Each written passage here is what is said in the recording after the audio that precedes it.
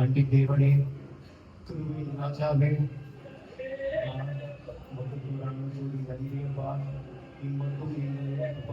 கண்மணி போல காத்தப்பா நடத்தி வருகிற கிருபைக்காக ஆண்டவரே, ஆண்டவரே அப்பா, ஒரு கடுகளவும் அப்பா நீதியும் அப்பா நியாயம் அப்பா பரிசுத்தமும் இல்லாத இந்த உலகத்தில் அப்பா நீர் அப்பா என் மனித குலத்தை மீட்க அப்பா பரலோக ராஜ்யத்தில் இருந்து அந்த சிங்காசனத்தை விட்டு அப்பா இந்த உலகத்திற்கு அப்பா கொடுத்தப்பா மனுஷகுமாரனாய் அப்பா இந்த உலகத்திற்கு வந்தீங்கப்பா எங்களுக்காக அப்பா நீங்க சிலுவையில் ரத்தம் செலுத்தி அப்பா அப்பா எத்தனையோ பாடுகள் அனுபவித்து அப்பா எங்களுக்காக ரட்சிப்பை கொடுத்ததுக்காக உமக்கு கோடான கோடி நன்றி ஆண்டவரே. அப்பா இவ்வளவு பெரிய பாக்கியத்தை எங்களுக்கு கொடுத்ததற்காக நாங்கள் என்ன கொடுத்து உங்களுக்கு கைமாறு செய்ய போறோம் ஆண்டவரே. அப்பா கோடான கோடி நன்றி ஆண்டவரே. அப்பா இந்த புனிதப்பா உங்களுடைய பாடுகளை நினைவு கொண்டு விதமாக அப்பா 7 வார்த்தைகள் நீங்கள் சிலுவையில் பேசினீர்கள் ஆண்டவரே. அந்த 7 வார்த்தைகளும் அப்பா உங்க பிள்ளைகளோடு நானும் சேர்ந்து தியானிக்க அப்பா உங்களுடைய சிலுவை தியாகத்தை அப்பா நானும் நினைவு கூற நீங்கள் கொடுத்த கிருபைக்காக நன்றி ஆண்டவரே. அப்பா முதல் வார்த்தை அப்பா அப்பா தேவதாசன் உங்கள் அப்பா நீங்கள் அப்பா அப்பா சபை மக்களோடு பேசினீர்கள் ஆண்டவரே. 2ஆம் வார்த்தை அப்பா நான் பேச போகிறேன் ஆண்டவரே. அப்பா இந்த வார்த்தை பேசுவதற்கு அப்பா நான் எந்த விதத்திலும் தகுதியானவன் ஆண்டவரே. ஆனாலும் என்னை நிறுத்தி அப்பா நீர் என்னை பயன்படுத்தி கொண்ட விதத்துக்காக நன்றி ஆண்டவரே. நீனே பேசும் ஆண்டவரே. என் சுய வார்த்தை வெளியில் வரக்கூடாது ஆண்டவரே. நீர் பேசுங்க. உங்களுடைய வார்த்தையை நீங்கள் உங்க பிள்ளைகளுக்கு அப்பா தெரியப்படுத்துங்க ஆண்டவரே. எனக்கு அப்புறம் பேச போகிற சகோதரர் எல்லாருக்கும் வேண்டிய தேவையான ஞானத்தை தாங்க ஆண்டவரே. நீரே பொறுப்பெடுத்து வழிநடத்தி ஆண்டவரே. கர்த்தராகிய இயேசு கிறிஸ்துவின் நாமத்தில் வேண்டிக் கொள்ளுமே படப்பட்டிடாவே. ஆமென். முதலாவது இந்த வாய்ப்பை கொடுத்த சபை போதகர் ஐயா அவர்களுக்கும் சபை மூப்பர்கள் எல்லாருக்கும் சபை விசுவாசிகள் எல்லாருக்கும் என்னுடைய நன்றிகளையும் புனிதவெளி நல்வாழ்த்தையும் தெரிவித்துக் கொள்கிறேன். நான் பேச போகிற 2ஆம் வார்த்தை லூக்கா எழுதின சுவிசேஷம் 23ஆம் அதிகாரம் 43ஆம் வசனம்.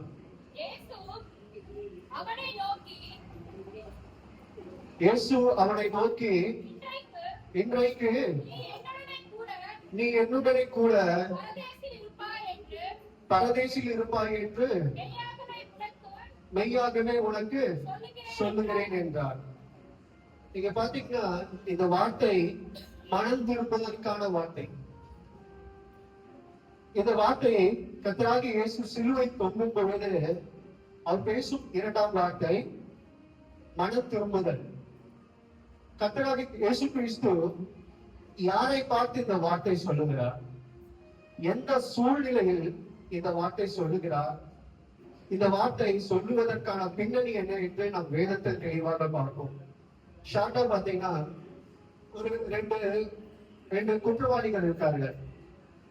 அந்த 2 குற்றவாளிகளும் சிலுவையில் அறையப்படுகிறார்கள். முதல் குற்றவாளி நீங்க கல்லன் நம்ம சொல்லலாம். ஏன்னா லூக்கால பாத்தீங்கன்னா கல்லன் அப்படின்னு போட்டு கல்லன் தான் திருடன். மத்தேயு மார்க்குல பாத்தீங்கன்னா படிக்கணும். லூக்கால குற்றவாளிகள் போட்டிருக்கு. மத்தேயு மார்க்குல பாத்தீங்கன்னா கல்லன் போட்டிருக்கு. நம்ம கல்லனே சொல்லலாம்.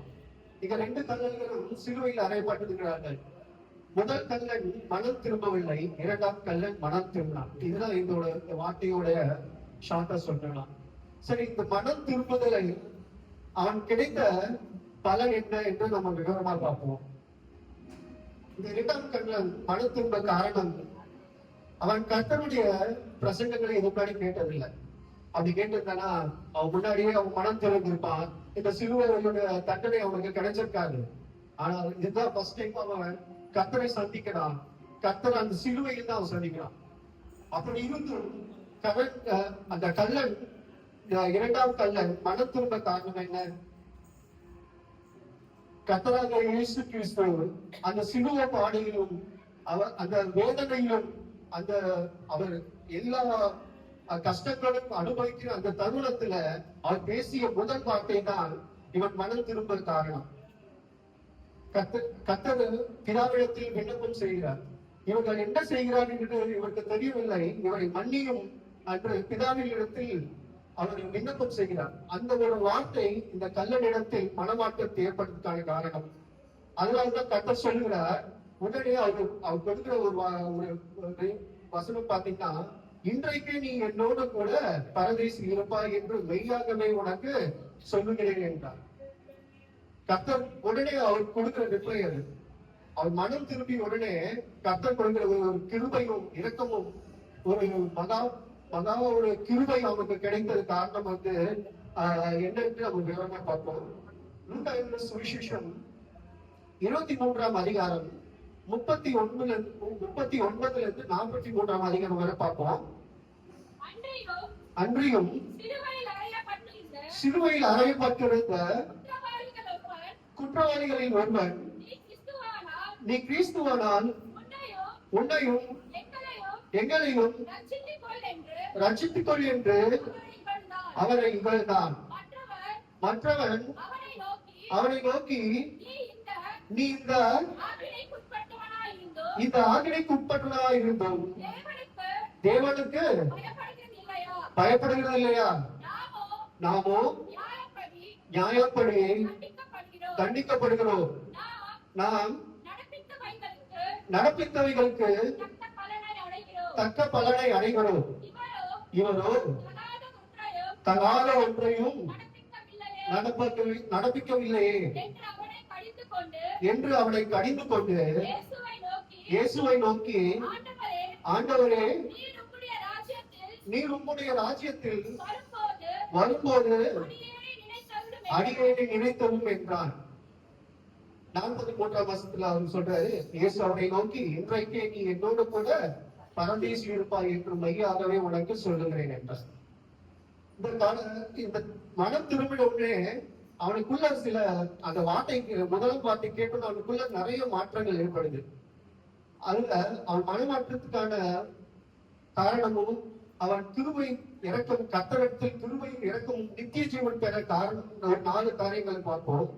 முதலாவது, அவன் மன திரும்புவதற்கான காரணம் கர்த்தரிடத்தில் கிருபையும் இறக்கும் பெற காரணம் கர்த்தருக்கு பயந்தவனாய் இருந்தான். கர்த்தருக்கு பயப்படுதல் ரொம்ப முக்கியம். அதுல பாத்தீங்கன்னா 23ஆம் அதிகாரத்துல 39 40ஆம் வசனத்துல பாத்தீங்கன்னா 40ஆம் வசனத்துல முதல் கல்லன்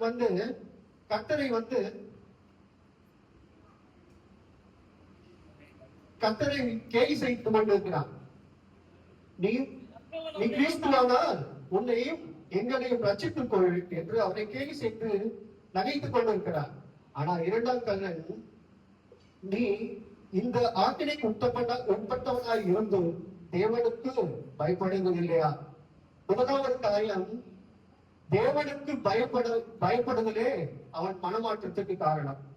ஆம் பிரியமானவர்களே, நமக்குள்ள இருக்கிற அந்த பாவங்களை அவர் கர்த்தராக இயேசு கிறிஸ்து ஒருவரை மன்னிக்க கூடியவர்கள் நாம நினைவு கொள்ளணும்.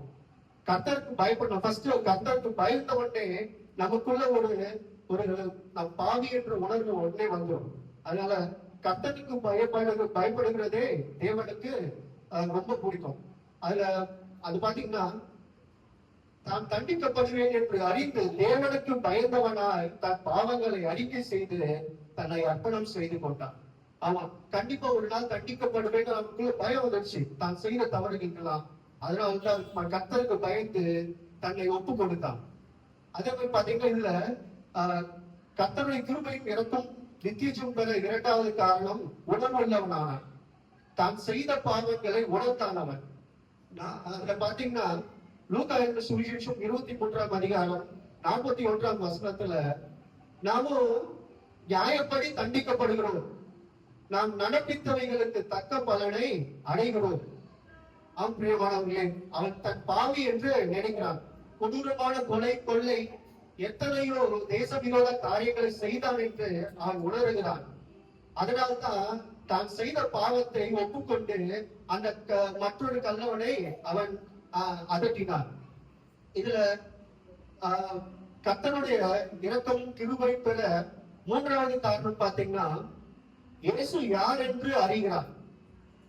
கர்த்தராகிய இயேசு கிறிஸ்து சிலுவை தொங்குகிற அந்த வேளையில அவர் உண்மையான தெய்வம் என்று அவர் அறிகிறார். அதுல லூக்கா எழுதின சுவிசேஷம் 23ஆம் அதிகாரம் 41ஆம் வசனத்துல, இவனோ தகாத ஒன்றையும் நடப்பிக்கவில்லை என்று அவனை கடிந்து கொண்டான். பிரியமானவர்களே, இவன் ஒரு குற்றமும் எந்த ஒரு தப்பும் செய்யாத ஒரு உத்தவர் என்று அவன் அந்த இடத்துல கர்த்தராக இயேசு கிறிஸ்து யார் என்று அவன் அறிகிறான். அது மட்டும் இல்லாம இவர் நியாயமற்ற தண்டனை அனுபவிக்கிறார். அவங்க இப்ப நம்ம செய்யற தப்புக்கு தண்டனையை கண்டிப்பா கிடைக்கும். ஆனா தப்பு செய்யாம அவர் ஒரு பாவம் அறியாதவர். ஒரு பழமொழி சொல்லுவாங்க, உப்பு தின்னவன் தண்ணி குடிப்பான்னு சொல்லுவாங்க. அதே மாதிரிதான் பாத்தீங்கன்னா தப்பு செஞ்சவங்களுக்கு கண்டிப்பா தண்டனை கிடைக்கும். ஆனா அந்த குற்றவாளி அந்த கள்ளன் தான் செய்த தப்புக்கு தண்டனை கண்டிப்பா கிடைக்கும் தெரியும். ஆனா இவர் பாத்தீங்கன்னா அந்த அந்த இடத்துல இயேசுவை அறிகிறான். இவர் ஒரு பாவம் அறியாதவர், எந்த தப்பும் செய்யாதவர், பரிசுத்தர். இவர் கொஞ்சம் ராஜ்யம் இருக்கு, இவர் ராஜாதி ராஜா, இவர் உண்மையான தெய்வம் இவர் என்று கர்த்தராக இயேசு கிறிஸ்து யார் என்று அங்க அறிகிறான். இதுல பாத்தீங்கன்னா அதே மாதிரி பாத்தீங்கன்னா கர்த்தரிடத்தில் கிருபையும் இரக்கமும் நித்தியமும் பெற நான்காவது காரணம் பாத்தீங்கன்னா விசுவாசம். அதுல பாத்தீங்கன்னா 23ஆம் அதிகாரம் 42ஆம் வசனத்துல பாத்தீங்கன்னா, இயேசு அவனை நோக்கி, ஆண்டவரே, நீர் உம்முடைய ராஜ்யத்தில் வரும்போது அடியை நினைத்தருளும் என்றான். இந்த வார்த்தை பாத்தீங்கன்னா அவனுக்குள்ள ஒரு விசுவாசம். இவர் ஒரு பாவம் அறியாதவர், இவர் கண்டிப்பா இவருக்கு ஒரு ராஜ்யம் இருக்கு, இவர் கூடிய சீக்கிரத்துல ராஜாவாக தேவதூதர்களோடு எக்கால சத்தம் முழக்கிட அவர் திரும்பவும் கண்டிப்பா வருவார் என்று தான் விசுவாசிக்கிறான். அவருடைய விசுவாசம் எவ்வளவு பெரியது பாருங்க. அந்த கடைசி நேரத்துல கூட அந்த மரண தருவாயில் இருக்கும் போது அவனுடைய விசுவாசம் மிகப்பெரியது. தன்னுடன் சிலுவை தொங்கும் இயேசு கிறிஸ்து பரலோக ராஜ்யத்தின் அதிபதி என்று அவன் அறிந்திருக்கிறான். அதனாலதான் அவன் கர்த்தரிடத்தில் விண்ணப்பம் கேட்டுகிறான். அது மட்டும் இல்லாம மரித்தாலும் அவர் 3ஆம் நாள் உயிர் தருவார் என்று விசுவாசிக்கிறார். அது மட்டும் இல்லாம தான் ராஜ்யத்தை ஸ்தாபிக்க திரும்பவும் ராஜாவாக வருவார் என்று விசுவாசிக்கிறான். அது மட்டும் இல்லாம தானும் ஒரு நாள் உயிர் தருவேன், பரிசுத்தவான்களோட தானும் ஒரு நாள் உயிர் தருவேன் என்று விசுவாசிக்கிறான். ஆப்பிரியமார்களே, இந்த கல்லர்கள் போல, இந்த 2ஆம் கல்லனை போல நாமும் மனம் திரும்ப வேண்டும். கர்த்தர் எல்லாருக்கும் ஒரு வாய்ப்பை கொடுப்பாரு. கடைசி நேரத்துல பாத்தீங்கன்னா இந்த 2 கல்லர்களும் பாத்தீங்கன்னா ஒரே குற்றம் தான் செஞ்சிருக்காங்க, ஒரே தப்பு தான் செஞ்சிருக்காங்க. எவ்வளவு கொலை எத்தனையோ தேச விரோத காரியங்கள் எத்தனையோ செய்தார்கள். 2 பேருக்குமே சரி கரெக்டான தீர்ப்பு தான் கிடைச்சது. நியாய தீர்ப்புன்றது 2 பேருக்கும் கிடைச்சது. 2 பேரும் பாத்தீங்கன்னா கர்த்தராகிய இயேசு கிறிஸ்து அருகாமையில் தான் இருக்காங்க. ஒருத்தர் இடது பக்கம், இன்னொருத்தர் வலது பக்கம். 2 பேரும் ரொம்ப கிட்ட இருக்கிற டிஸ்டன்ஸ்ல தான் அவங்க அறையப்பட்டார்கள். ஆனால் ஒரு கல்லனோ கர்த்தரை தூஷித்து கர்த்தரை அவமானப்படுத்துகிறார். ஆனால் இன்னொரு கல்லனோ அவர் தான் உண்மையான தெய்வம், அவர் உருப்பாவும் அறியாதவர் என்று தனக்கு கிடைத்த 2ஆம் வாழ்வை பயன்படுத்தி கொண்டு அந்த இடத்துல பாவ மன்னிப்பு கேட்கிறான். கேட்ட உடனே கர்த்தர் சொல்லுகிறார், இன்றைக்கு நீ என்னோடு கூட பரதேசில் இருப்பாய். அந்த வாய்ப்பை கர்த்தர் எல்லாருக்கும் கொடுப்பார். கண்டிப்பா எந்த ஒரு ஆத்மாவும் கெட்டு போக கூடாது என்று விசுவாசம். அவர் எந்த ஒரு ஆத்மாவும் கெட்டு போக கூடாதுன்னு நினைக்கிற தெய்வம் நம்ம தெய்வம். அதனாலதான் நமக்காக சிலுவை மரித்தார். யோவான் எழுதின சுவிசேஷம் பாத்தீங்கன்னா 3:16 வாசிங்க.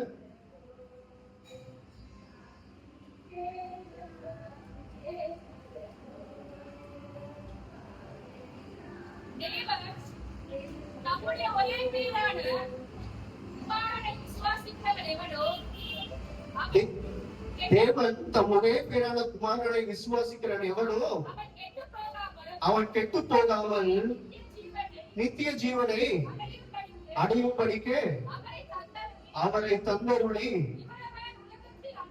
இவ்வளவா இந்த உலகத்தில் அன்பு கொண்டார். பிரியமானவர்களே, நம்ம விசுவாசம் ரொம்ப முக்கியம். நம்ம கொடுக்கிற வாய்ப்பை நம்ம கரெக்டா பயன்படுத்திக்கணும். அந்த விசுவாசத்தினால அவர் விசுவாசத்தினால் தான் அவனுக்கு உடனே பாத்தீங்கன்னா உடனே ரிப்ளை அவர் கர்த்தராகிய இயேசு கிறிஸ்து கொடுக்கிறாரு. இன்றைக்கு நீ என்னோடு கூட பரதேசி இருப்பாய். கர்த்தர் நினைச்சுங்கன்னா நான் ராஜ்யத்துல திரும்பி வரும்போது நான் உன்னை சேர்த்துக்கிறேன் அப்படின்னு சொல்லியிருக்கலாங்களா?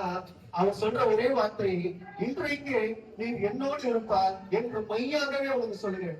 உண்மைதான் சொல்றேன், உண்மையதான் சொல்றேன். நீ இன்னைக்கு என்னோட கூட பரதேசி இருப்பார் என்று சொல்ற. அவர் இன்றைக்கு நீ பரதேசி இருப்பார் என்று சொன்ன உடனே அவங்க கண்டிப்பா நாமளா என்ன கேட்டுப்போம், உண்மையா கடவுளே அப்படின்னு கேட்டிருப்போம். அதுக்கு பதில் பேசக்கூடாதுன்னு அவங்க உடனே சொல்றாரு, மெய்யாகவே இன்றைக்கு நீ என்னோடு கூட பரதேசி இருப்பாய் என்று அவர் கர்த்தர் சொல்லுகிறார். பிரியமானவர்களே, நமக்கு கொடுத்த அந்த வாய்ப்பை நம்ம பயன்படுத்தி கொண்டு நம்ம அந்த மனம் திரும்பி கர்த்தரிடத்தில் அறிக்கை செய்தால் உடனே ரட்சிப்பை கொடுத்து நமக்கு நித்திய ஜீவனை அவர் கொடுப்பார். கண்ணர் மத்தியில் ஒரு கல்லனை போல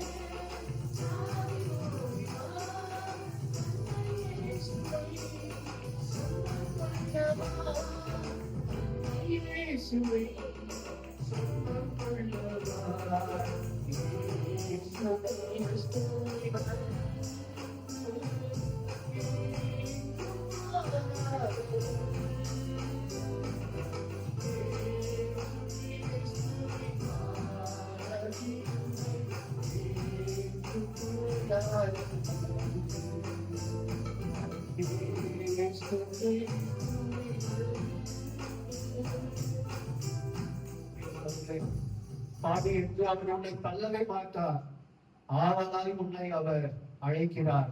பிரியமானவர்களே, இன்னும் யாராவது பாவத்தில் இருந்து விடுபடாமல் இருந்தால் கர்த்தரிடத்தில் விண்ணப்பம் செய்யுங்கள். ஆண்டவரே, என்னை மன்னியும், என்னை ரட்சியும். ஆண்டவரே, எனக்கு நித்திய ஜீவனை கொடுங்க என்று கர்த்தரிடத்தில் விண்ணப்பம் செய்தார். அவர் உடனே உங்களுக்கு பதில் கொடுக்கிற தெய்வமா இருக்கிறார். உடனே உங்களை பாவத்திலிருந்து விடுவித்து உம்மை ரட்சித்து பரலோக ராஜ்யத்தில் நித்திய ஜீவத்தை கொடுக்கிற நம்ம தெய்வம் நல்ல தெய்வம். ஆகையால் மனு திரும்புங்கள். இன்னும் யாராவது ஞானஸ்நானம் எடுக்காம இருக்கிறீங்களா? தயவு செய்து உங்களை வேண்டிக் கொள்கிறேன். வாலிபர்கள் எத்தனையோ பேர் பாத்தீங்கன்னா மற்ற சபைகள்ல நான் பார்த்திருக்கேன், கண்ணால் பார்த்திருக்கேன். 15 வயசுலயே 15 வயசுலயே ஞானஸ்நானம் எடுக்கிறாங்க. ஆனா நம்ம சபையில இன்னும் சில பேர் பின்தங்கிக்கிட்டே இருக்காங்க. ஆகையால் நீங்க எல்லாரும் வாலிபர்கள், முக்கியமா வாலிபர்கள் மனம் திரும்பி கர்த்தரை ஏற்றுக்கொண்டு ஞானஸ்நானம் எடுத்து கர்த்தருக்காக ஒப்பு கொடுங்க. கண்டிப்பா உங்க வாழ்க்கையில கர்த்தர் மிகப்பெரிய அதிசய காரியங்களை செய்வார். இந்த வாழ்க்கை கொடுத்திருக்காங்க சபைகள் அனைவருக்கும் நான் நன்றி தெரிவித்துள்ளேன்.